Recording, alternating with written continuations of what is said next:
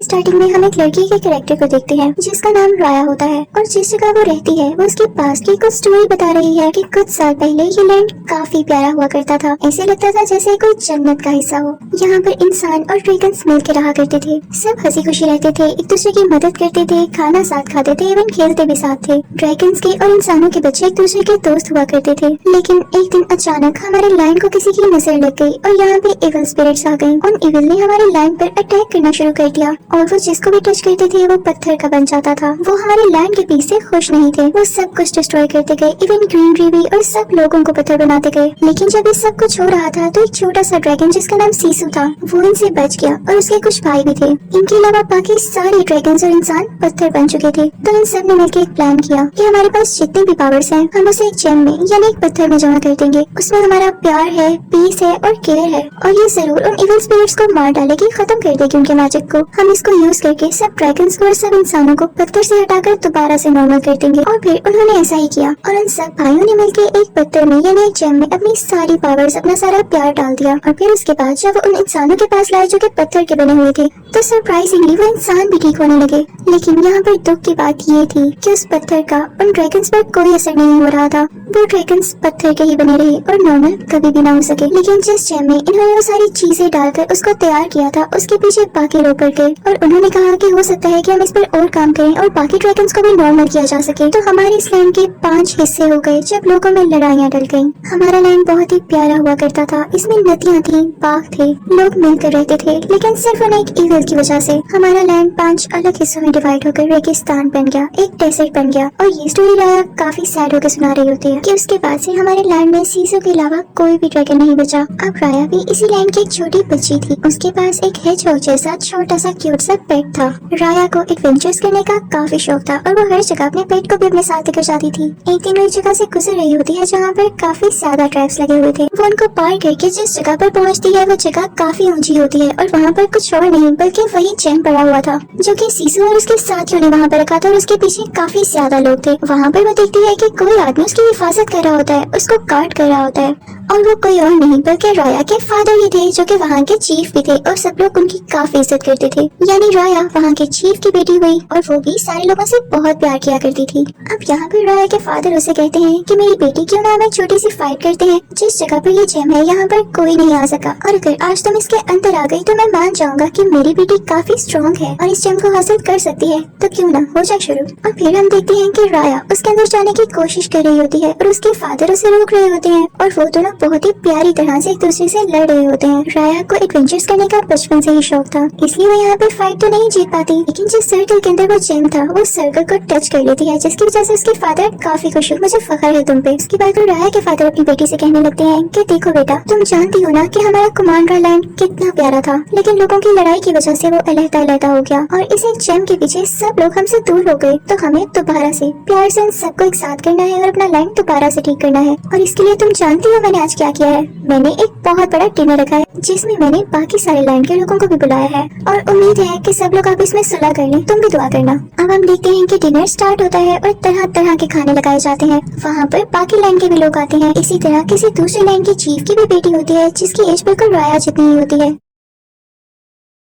उन दोनों की आपस में काफी अच्छी दोस्ती हो जाती है। वो दोनों मिलकर लैंड की बातें करने लगती हैं और फिर उसका मैप देखने लगती हैं। यहाँ पर हम पे ये रिवील होता है कि सीसू एक फीमेल होती है, यानी वो एक फीमेल ड्रैगन थी और वो काफी अरसे से किसी नदी के नीचे गहरी नींद सो रही थी। यानी जब सब ड्रैगन्स मारे गए तो उसने सोचा कि अब मेरा इंसानों में क्या काम है और वो इनकी लड़ाइयों की वजह से इनसे दूर चली गई। तो ये दोनों प्लान करती है कि हम उसे ढूंढेंगे और उसे वापस लाएंगे क्योंकि वो बहुत अच्छी ड्रैगन थी। तो वो दूसरी चीफ की बेटी राया को एक पेंडेंट गिफ्ट करती है और उन दोनों में काफी अच्छी दोस्ती हो जाती है। राया दिल की बहुत अच्छी होती है तो वो समझती है कि वो लड़की काफी अच्छी है। वो अपने फादर के मना करने के बावजूद भी उसे बता देती है कि जेम कहाँ पर है और अब वो दोनों उस जगह पर जाते हैं। लेकिन यहाँ पर आते ही वो लड़की चेंज हो जाती है और वो बेचारी राया को धक्का दे देती है क्योंकि उसका मकसद सिर्फ और सिर्फ वो जेम हासिल करना था। वो पूरी लड़की राया से कहती है कि बस तुम लोगों ने इस जेम का बहुत ख्याल रख लिया, अब ये हमारे ट्राइब के पास आएगा। जाहिर है हमारा भी इस जेम से कोई ना कोई लिंक है। और ये कहते ही वो पूरी लड़कियां आसमान की तरफ कोई ग्लोई चीज फेंकती है, यानी वो अपने लोगों को सिग्नल देके यहाँ पर बुला रही थी कि जेम यहाँ पर ही है और ये इसका प्री प्लान था। देखते ही देखते उसके ट्राइब के सारे लोग वहाँ पर पहुँच जाते हैं और वो लोग वहाँ पर आकर जेम के लिए लड़ने लगते हैं। और जब वो एक दूसरे से जेम छीन रहे होते हैं तो वो जेम नीचे गिर जाता है और उसके 5 टुकड़े हो जाते हैं। जब राया के फादर वहाँ पर आते हैं तो ये देख के काफी सैड होते हैं और सबसे बड़ी बात ये थी कि उस जेम के टूट जाने की वजह से वो इविल स्पिरिट्स दोबारा से जिंदा हो चुकी थी और उन पर अटैक करने वाली थी। अगर वो लोग जल्द कुछ ना करते तो वो उनको दोबारा से पत्थर में बदल देते और अब तो ये जेम भी टूट चुका था तो वो खुद को ठीक कैसे करते। तो राया के फादर जल्दी से जेम का एक टुकड़ा उठा के उन इविल के सामने करते हैं, जिसकी वजह से वो इविल उनसे दूर होने लगते हैं और कुछ टाइम के लिए वो अपनी बेटी को, अपने किंगडम को, खुद को प्रोटेक्ट कर लेते हैं। अब वहाँ पर बाकी ट्राइब के भी जो लोग आए होते हैं वो भी एक पीस उठा लेते हैं और खुद को प्रोटेक्ट करने के बाद वहाँ से भाग जाते हैं। उन्होंने जरा ख्याल नहीं किया कि राया के फादर ने किस तरह से उन लोगों को डिनर पर प्यार से इनवाइट किया था, लेकिन यहाँ पर तो वो लोग लड़ाई करने आए थे, उस जेम को लेने आए थे। जब राया के फादर उन इविल स्पिरिट से सबको बचा रहे थे तो उस दौरान लोग काफी जख्मी हो गए थे। अब वो भी राया के साथ उन लोगों के पीछे भाग रहे होते हैं, लेकिन जख्मी होने की वजह से उनसे भागा ही नहीं जाता। तो वो वहाँ पर अपनी बेटी राया से कहते हैं कि मेरी प्यारी बेटी, मुझे तुम पे बहुत ट्रस्ट है। मैंने तो उस दिन ये जान लिया था कि मेरी बात तुम इस जेम की हिफाजत करोगी। मैं यहाँ ही रुक रहा हूँ और आगे से तुम ही इस जेम को और अपने किंगडम को प्रोटेक्ट करना होगा। और इसी के साथ वो अपनी बेटी को उसी जेम के साथ उस रिवर में धक्का दे देते हैं और तभी वहाँ पर वो इविल स्पिरिट्स आती हैं जो राया के फादर को पत्थर का बना देती हैं। अब यहाँ पे सीन चेंज हो जाता है। तो ये थी सारी पास्ट की बातें जो कि राया खुद बता रही थी और अब राया बड़ी हो चुकी थी, 6 साल गुजर चुके थे और राया के फादर ने जो उससे कहा था उस पर काम कर रही थी, यानी जेम को प्रोटेक्ट भी कर रही थी और साथ साथ सीसो ड्रैगन को भी ढूंढ रही थी, जो कि उसके मुताबिक किसी नदी के नीचे था। वो उसे इसलिए ढूंढ रही थी ताकि सबको दोबारा से ठीक किया जा सके और अपने फादर को भी पत्थर से दोबारा नॉर्मल इंसान बना सके। अब तो राया का पेट भी काफी बड़ा हो चुका था, उन दोनों का बॉन्ड काफी अच्छा था और वो हर जगह एक साथ जाया करते थे जैसे पहले जाया करते थे। और फाइनली राया इतने अरसे के बाद उस नदी के किनारे पहुंच ही चुकी थी जहाँ पे उसे लगता था कि सीसो ड्रैगन है। वो कई ट्राइज करती है और फाइनली वो सीसो को जिंदा कर देती है। वो आती है और सीसो से प्यार से कहती है कि मैंने तुम्हें कहाँ नहीं ढूंढा, अब तुम जिंदा हो ही चुकी हो तो मेरी सारी बातें सुनो, मैं काफी परेशान हूँ, तुमने मेरा साथ देना है। यहाँ पर हम देखते हैं कि सीसो बहुत ही ज्यादा क्यूट ड्रैगन होती है और जैसे ही वो जेम को देखती है तो वो खुशी से पागल हो जाती है और कहती है कि तो वही जेम है जो कि हमने बनाया। वो ग्लो करने लगती है ब्लू लाइट में। तो राया कहती है कि हाँ, मैं यही चाहती हूँ कि आप लोग इसको दोबारा से बनाएं ताकि मैं अपने फादर को ठीक कर सकूँ। 6 साल हो चुके हैं वो पत्थर के बने हुए हैं। तो साथ ही सीसो इनोसेंट एक्ट करने लगती है और कहती है कि इसे तो मेरे भाइयों ने बनाया था और मैं काफी छोटी थी और मैंने तो उनके साथ मिलकर उन इविल से सिर्फ लड़ाई की थी। तो सीसो कहती है लेकिन एक हल जरूर है, अगर मुझे इस जेम के सारे पार्ट्स मिल जाएं तो मैं इसे जोड़ सकती हूँ और फिर उसके बाद से तुम्हारे फादर को और किंगडम को ठीक भी कर सकती हूँ। सीसो हमें दिल की बहुत साफ ड्रैगन लग रही होती है। वो कहती है कि जेम के हर पीस में कोई ना कोई पावर छुपी हुई है और एक मजे की बात बताओ कि वो टच करते ही वो सारी पावर्स मुझ में आ जाएंगी। अब वो कहती है कि हम मिलके उन जेम के पीसेस को ढूंढेंगे और उन्हें एक साथ मिला देंगे। अब वो तीनों यानी सीसो ड्रैगन, राया और उसका पेट उस जेम की तलाश में निकल पड़ते हैं, यानी उस जेम को ढूंढने के लिए। सबसे पहले वो जाते हैं कॉर्नर वाले ट्राइब में जहाँ पर उन लोगों ने काफी ज्यादा ट्रैप्स लगाए हुए थे। अब राया क्योंकि एडवेंचरस थी और काफी ज्यादा स्ट्रॉन्ग थी तो उन ट्रैप्स को पार कर लेती है और यहाँ पर बड़ी आसानी से वो जेम का पीस उठा लेती है। तो यहाँ पर हमें पता चलता है कि इस जेम से जो पावर सीसो को मिली थी वो ये था कि वो किसी भी फॉर्म में बदल सकती थी, जिसे पाकर वो खुद भी काफी ज्यादा खुश होती है। वो पर्पल बालों वाली एक क्यूट सी लड़की बन जाती है और उसके बाद वो काफी ज्यादा खुश थी। लेकिन इस बात की खबर जब दूसरे लैंड को होती है तो वही बड़ी लड़की जिसने बचपन में राया को धोखा दिया था वहाँ पर अपने कुछ आदमी के साथ आ जाती है और उन पर अटैक करने लगती है। लेकिन राया और सीसो वहाँ से भाग जाती है। जब वो वहाँ से निकलती है तो उन्हें एक छोटा बच्चा दिखाई देता है जिसकी एक छोटी सी बोट थी। वो बहुत ही प्यार से इन दोनों से कहता है कि आप मेरी बोट में आ जाएं। लेकिन राया सीसो ड्रैगन से कहती है कि कभी भी किसी पर ट्रस्ट मत करना। लेकिन वो लोग देखते हैं कि बोट काफी आहिस्ता चल रही होती है। तो सीसो ड्रैगन जो कि स्विम कर सकती थी पानी में जाती है और दोबारा से ड्रैगन में बदलकर उस बोट को धक्का देने लगती है, जिससे वो बहुत तेजी से चलने लगती है। वो छोटा बच्चा उन दोनों से कहता है कि उन इविल्स ने मेरी फैमिली को भी पत्थर का बना दिया और अब मैं इस दुनिया में बिल्कुल अकेला हूँ। उन तीनों में काफी अच्छी दोस्ती हो जाती है और वो अपना सफर एक साथ बातें करके गुजारते हैं। अब वो लोग पहुंच चुके थे तीसरे ट्राइब में यानी लैंड के तीसरे हिस्से में। राया सीसो से कहती है कि तुम बोट में रहो, मैं वहाँ जाकर देखती हूँ। लेकिन यहाँ पर उसके सामने एक छोटी बच्ची आ जाती है जिसके पास 3 छोटे छोटे मंकीज थे। वो बंदर उसके जेम्स लेकर वहाँ से भाग जाते हैं, लेकिन राया उनका पीछा करती है और अपने जेम्स वापस हासिल कर लेती है। राया उन तीनों को पकड़ तो लेती है, साथ ही साथ उस छोटी बच्ची को भी। और फिर उनसे कहती है कि तुम लोग काफी चालाक लग रहे हो, काफी फुर्तीले भी हो, तो क्या मेरे साथ काम करना पसंद करोगे? इसके बदले में मैं तुम लोगों को काफी फ्रूट्स दूंगी और पैसे भी दूंगी। तो वो छोटी बच्ची बताती है कि मेरे पेरेंट्स को भी उन इविल ने पत्थर का बना दिया, मेरे पास और तो कुछ है ही नहीं करने को, तो मैं आपका साथ दूंगी। फिर वो लोग एक टीम बन जाते हैं। उतनी देर में हम देखते हैं कि सीसो ड्रैगन वहाँ पर पहुँच जाती है और लोगों से चीजें लेने लगती है क्योंकि उसने ये सारी चीजें देखी ही नहीं थी कभी पहले। लोग उसे पकड़ने लगते हैं, लेकिन तभी एक बूढ़ी औरत वहाँ पर आती है और सीसू के मुंह से ये निकल जाता है कि हम यहाँ पर जेम लेने आए हैं। तो वो बूढ़ी औरत उसे अपनी बातों में लगाकर अपने साथ ले आती है।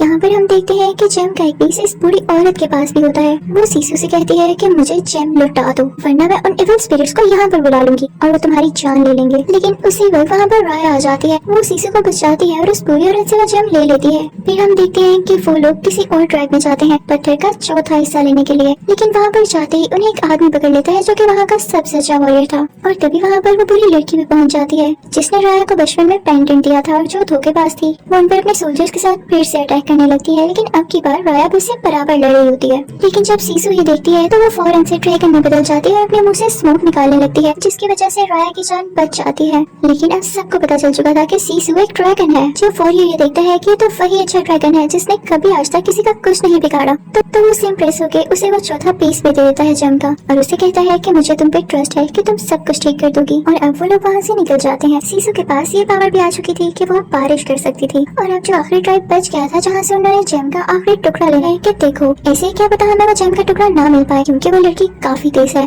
तो क्यों ना हम उसे सुलह कर लें, इससे मिलकर वो जेम का टुकड़ा ले लें, क्योंकि बाकी 4 टुकड़े तो हमारे पास ही हैं। हम उसे कहेंगे कि ये हमें लौटा दो और हम इसे मिलाकर अपने किंगडम को अच्छा बना लेंगे। लेकिन राया सीसू से कहती है हरगिज़ नहीं। सीसू राया से कहती है कि मैं तुम्हें कैसे समझाऊं कि दुनिया में अच्छे लोग भी होते हैं, तुम्हें ट्रस्ट करना होगा और क्या पता तुम्हारे ट्रस्ट करने की वजह से सब ठीक हो सके। तुम तो एक अच्छे इंसान की बेटी हो ना। सीसू उसे अपने साथ उस जगह पर ले जाती है जहाँ पर सारे ड्रैगन्स पत्थर बन चुके थे। वो उसे अपने भाई भी दिखाती है और कहती है कि देखो ये तीनों मेरे भाई थे, लेकिन पत्थर बनने से पहले इन लोगों ने मुझ पर ट्रस्ट किया और मुझे ये जेम दिया, और इसी के बाद ही तो मैं इस काबिल हुई कि मैंने उन इविल स्पिरिट्स को हरा दिया। और देखो तुम्हारे फादर ने भी तो तुम पर ट्रस्ट करके तुम्हें जेम दिया था ना। सीसू की बातों का राया पे काफी असर होता है और वो मान जाती है उस लड़की से दोस्ती करने के लिए। फिर वो छोटी बच्ची को और उसके मंकीज को एक लेटर देती है और साथ वही पेंडेंट देती है जो उस लड़की ने उसे बचपन में दिया था। उस लेटर में सुलह की बात लिखी होती है, यानी कि दोस्ती कर लेते हैं हम। और जब वो लड़की ये लेटर पढ़ती है तो उसे उस जेम के साथ मिलने आती है, लेकिन वो ये डिसाइड ही नहीं कर पा रही होती कि क्या ये जेम का टुकड़ा मैं इसे दे दूं या नहीं। लेकिन वो लड़की वो जेम का टुकड़ा नीचे बड़े पत्थर पर रखती है और अपनी एरो गन उठाती है। उसे लग रहा होता है कि इनकी कोई साजिश हो सकती है और ये सीसू ड्रैगन उस पर अटैक कर सकता है। लेकिन सीसू उसके पास आता है उसे काम डाउन करने के लिए,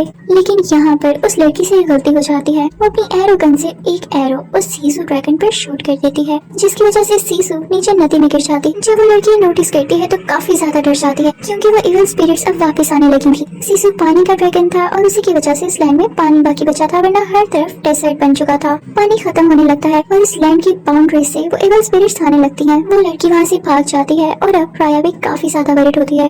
जब राया को ये फील होता है कि सीसू अब मर चुकी है और उसके पास और कोई नहीं रहा, तो वो गुस्से में उस लड़की से लड़ाई करने जाती है। उन दोनों में काफी फाइटिंग होती है, दोनों एक दूसरे के साथ स्वर्ड से लड़ रहे होते हैं। दूसरी तरफ हम देखते हैं कि राया का पेट वो छोटा बच्चा और वो वॉरियर जेम का एक पीस लिए हुए सबको प्रोटेक्ट कर रहे होते हैं। अंदर कैसल में राया की उस लड़की की काफी लड़ाई हो रही होती है और राया उस लड़की को मारने वाली होती है कि उसकी नजर बाहर पड़ती है। वो देखती है कि पूरा शहर तबाह हो रहा है, हर तरफ इविल स्पिरिट्स ने अटैक कर दिया है। राया फौरन से बाहर जाती है अपने लोगों को पत्थर से बचाने के लिए, और अंदर हम देखते हैं कि उस लड़की की मदर को भी वो इविल स्पिरिट्स पत्थर का बना देती हैं। तो तब उसे एहसास होता है कि हम किंगडम एक ही थे, हमारा अगर कोई दुश्मन था तो वो एक ही, ये इविल स्पिरिट्स। उसे काफी दुख होता है कि काश मैं अगर पहले समझ जाती तो मेरी मदर भी पत्थर की न बनती। जब उस पर खुद ये बीतती है तो खुद भी राया का साथ देने लगती है और फिर बाहर जाकर उसी जेम के पीछे लोगों को प्रोटेक्ट करने लगती है। यहाँ पर राया को अचानक से याद आता है कि जब इन इविल स्पिरिट्स का हमला बढ़ गया था तो उन सारे ड्रैगन्स ने इस जेम में अपना अपना प्यार डाला, अपना ट्रस्ट डाला था, तो हमें ऐसा ही करना होगा। वो अपने सब साथियों से कहती है कि पत्थर का हर टुकड़ा यानी इस जेम का हर पीस दूसरे किंगडम की इस लड़की को दे दो,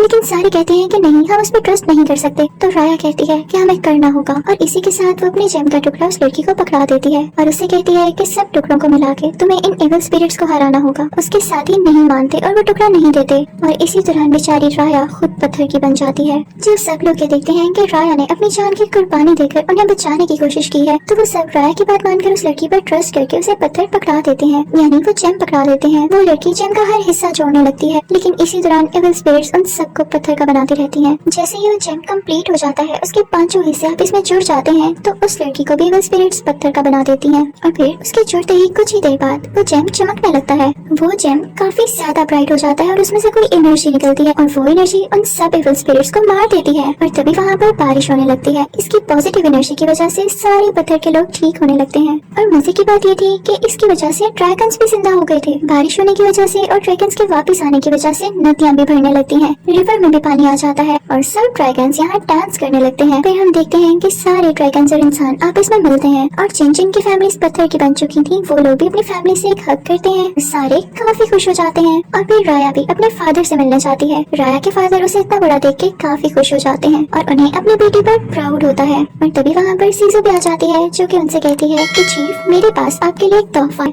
उसके पीछे से बाकी ट्राइब के लोग भी वहाँ पर आ रहे होते हैं, करने आए थे। और यहाँ हम देखते हैं कि वो जेम भी एक साथ हो गया था और ये सारे किंगडम के लोग भी। चीफ